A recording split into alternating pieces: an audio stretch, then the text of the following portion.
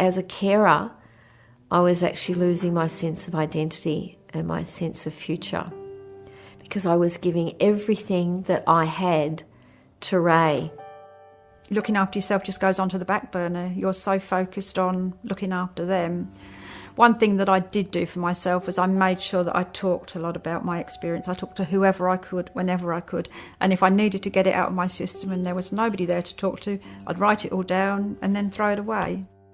I had to do what was going to enable me to survive because I felt I had to be the stronger one in lots of ways. So therefore, if I didn't survive, it impacted further down the line.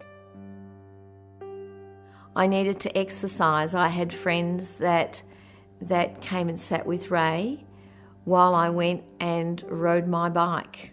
And so I would go off on my bike knowing that I didn't need to worry about Ray. He was being cared for. I would quite often just go out for a walk during the day when he was asleep, when he was in the other hospital. So I always kept up my walking. I always got my exercise. Annette was quite keen that life was going to go on after Annette, and that, you know, life had to go on even while she was here in a normal sense. And that meant the usual things, kids going to school, Ian going to work, and certainly from my mental health I think it helped as well, working through, having that release where you're not continually thinking about Annette's health. I kept my cyclic appointments going for my own health. I was used to having a regular massage every 2 to 3 weeks. So I kept that going because it was respite for me, but it also helped me deal with the stress of looking after Ray. Be kind to yourself, and it's not, you're not being a bad person. There's no need to feel guilty, to walk away. Sometimes you walk out the door, go out the door, don't engage sometimes, and that helps you to survive. If you're suddenly together 24/7 and you have to take over a role that wasn't predominantly yours and you wouldn't have chosen in any way to take over what your husband would normally have done, then it's absolutely understandable that there's going to be frustration. And I think that's just human nature.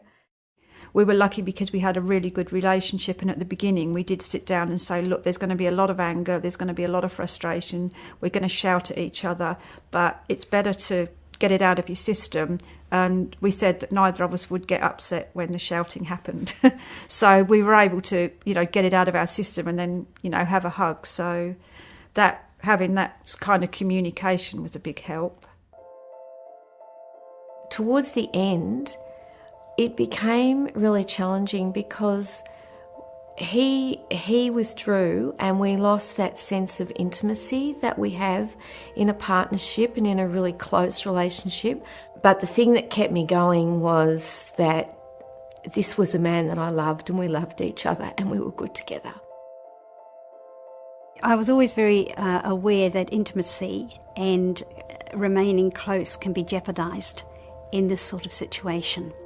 I felt so privileged to be able to care for him, and I made sure that we never ever lost the intimacy.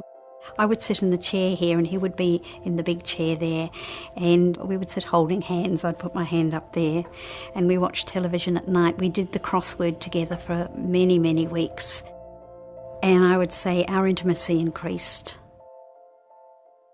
I think a lot of people forget about the carer.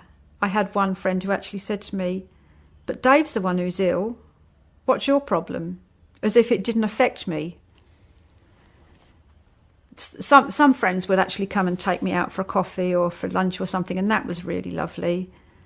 But generally, I think the sick one is the one who's focused on. And Dave used to say to people, please don't focus on me. I've got an army of people looking after me. Ros is the one who needs help. I'm a control freak and all that sort of thing. But I did learn that you do have to allow people to help, and you realise somebody else can give him his medication, somebody else can cook that food for him. And once I had accepted that help is being offered, and it's not a sign of weakness to accept that help. If anybody offers you any help, I would say do accept it, because a lot of people want to help but they don't know what to do because they feel helpless. So you will make them feel better and they will make you feel better. Also, remove should from your vocabulary. There is no right and wrong.